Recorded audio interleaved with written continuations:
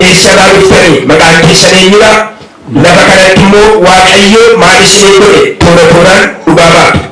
Baga waaqayyo daraan nagahee isinis baga jiraatee ishee waaqayyo ani aanaa gudayyaa biilaa gandanii toora keessaan dhufe. Mucaan kuni torban sadan jimaata darbee qabamee na jalaatii baay'ee dhukkubsatee hanqabee harka namaadhaan qabamee mucaan kun baay'ee na ilaa miidhame jennaan olii gadi hospitaala nan geessee baakoo takkaan geessee nan dadhabe nammus deebiseen geessee hin dadhabamne sadaffaa hospitaala naqqamtee fide. Otoon asirra deemaa jiru waldaa araaraa geessinaan jedhanii sa'aatii galgalaan dhaqee jennaan waraqaa sana argachuu hin dandeenye nan bulchee gaafa kamisaa hospitaala gashee hospitaala geessee otoon kutaa kaardii jiru mucaarra sittiin ilaa fudhatan. Mucaan dhukkubsataadha dhuman karaa osoo irraa fudhatee badee bakka achi sirris naa ta'uu didee deebiseen baasee achiitii baasee dhufee namni wayii addana kanatti naan argee kadhanni biyya kana jiraa jennaan addana kana jira sa'aatii 9tti jalmara fidinaan jedhu. Yeroo mucaa kana fidadhee dhufu inni okkolaa nuti salafan ejjeetu naafa ta'eera bakka akkas faafta dheeranii amman qabeenya koo qabutti dhiyuu beetti gaddu baaseen owwaalchadhaa jedhee murteesse. Gaafa kanatti baraafiteen qabdanii dhuftan. Yeroo fidee dhufu okkashiisee fidee dhufe ceekusa kan akkasitti qabeen baadhu malee hin deemu danda'e. Amma saawudha yeroo fidee dana kana keessa galchuu namni waaqayyoo namni kennaa waaqayyoof laattu as keessa jirta waanneef hin laattu nan keessa kootii ana akkaataatti laatamus keessa koo badaan beeku keessa koo naqiyee bakka keessa kootii kennitu manaan jedhu amma callisee dhiisee siidha. Amma waaqayyoo kai kennaa kennisiin jedha. Anni haala isaan beeku keessa koo jira waan isaan amma mana kanatti mistira dhoofsa jiru hin danda'u gadi baasaa waaqayyo kai kenni siin jennaa diddee teesse. Kadhi siin natti kadhi siin jennee moo siin jenne siin jechaadha. Maalaan godha birriin kun natti dhumaa jirti mucaan dhukkubsataa jira achi maalaan godha itti qaama mana kee ilaalta malee kennuu keessi kee jaallateera. Garuu mucaan sababa dhukkubsatee fi du'a ta'a akkama ta'a mobaayilii ma bade kana ta'e jetta qaawwa sitti agarsiisti hillikkii qabattu sinoo hin jirtani.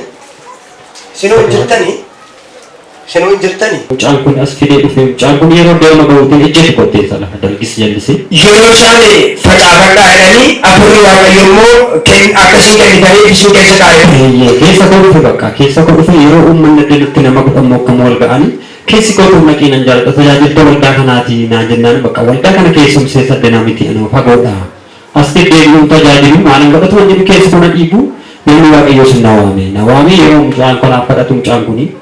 Ada takka yeroo raali fatamu dana kanatti konkolaataa bakka namni argitaniitu jirtu yeroo sana maaliif deeffachuu dadhabee keessa kootti waatti natti dhaga'ameetu jira waaqayyoo fagalatti kun naa fayyee burraaqii warra argitanis argitanii toon argines kun naa argaa naa fayyee.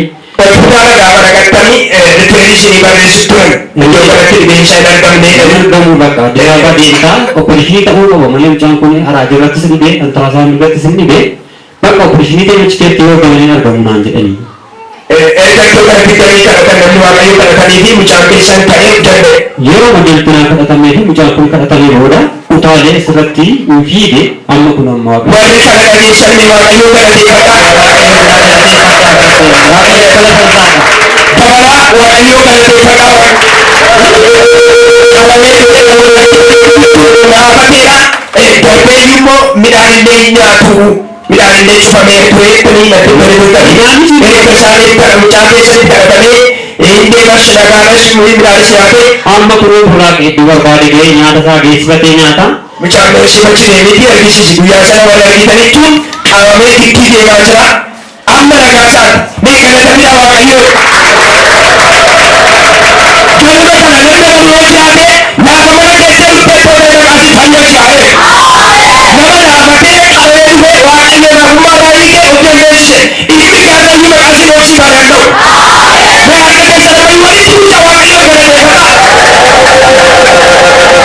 Ergasii mucaan keessan fayyaadhaan nooraa dhibee qabu. Waan tokko dhibee mataa bo'uun qabu asii ba'ee gama sana deemee obsumannaa irraa godhaa deemee. Amma yakka keessa ol kaasaati. Galateeffadhaa mataa keessan dabalaatu waaqayyo galateessaa. Gabaa isaanii baay'ee rakkina gurguddaadha.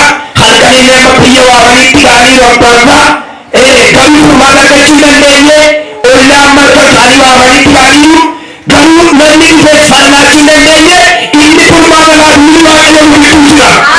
Sooraan degera waaqaa kan inni furmaata nu argata. Akka keessaas akka inni furmaata argata.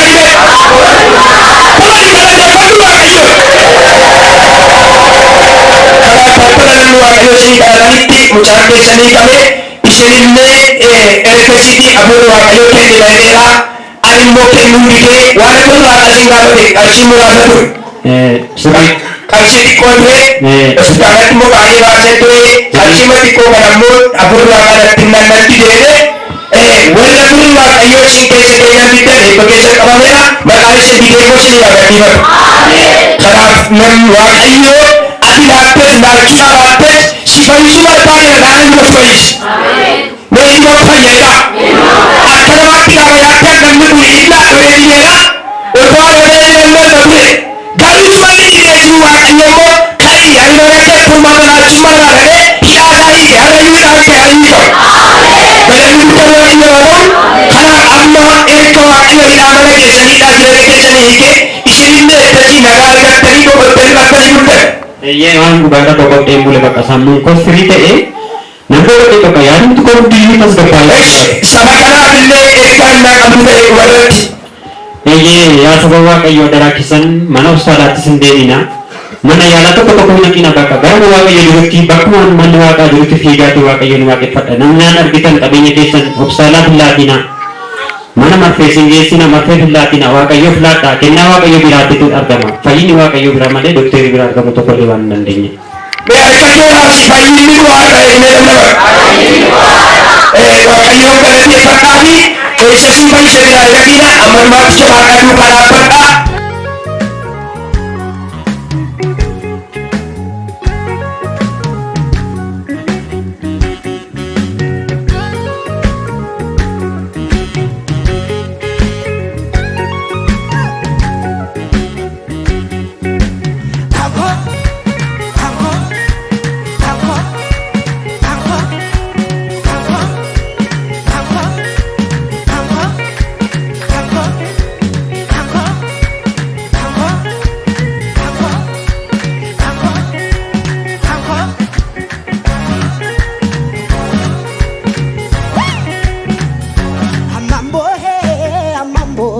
Kani kolfaa deemuuf na badhaase kennaa gatiin kaali magabuutee norsi baasa ilaa yeroon keeti naan jedhee sansi ka'e hamma dhaali. Amman boohee akkani kolfaa deemuuf na badhaase kennaa gatiin kaali magabuutee norsi baasa ilaa yeroon keeti naan jedhee sansi ka'e hamma dhaali. Akkamitta kanni godhe wal gaafachiisa dhimmi koo barana itti qabaa tokkoon qabu